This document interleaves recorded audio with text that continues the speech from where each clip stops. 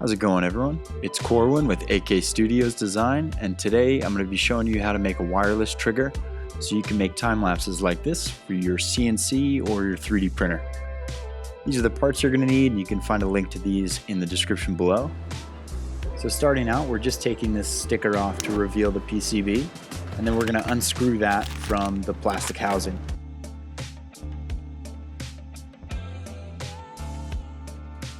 Now, each wireless trigger is going to be a little bit different, so just do some investigation, take a good look at yours.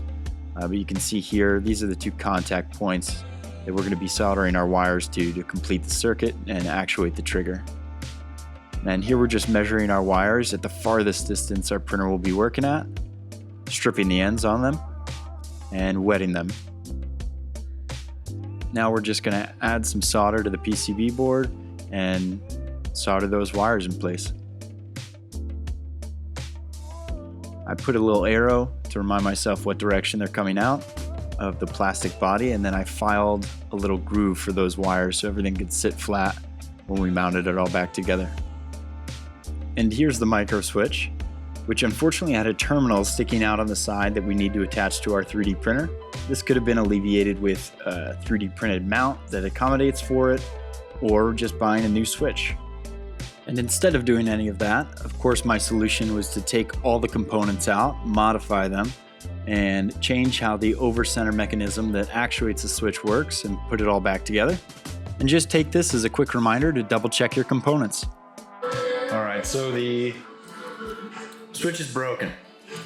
And I know exactly why, because I'm an idiot.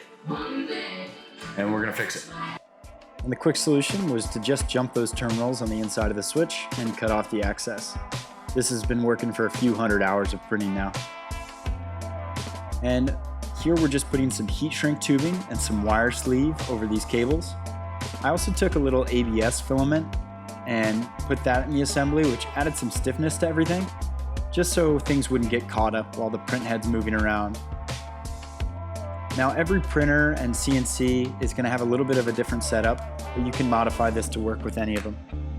And lastly, we're just wiring up the switch. Here we're just grabbing some double-sided tape.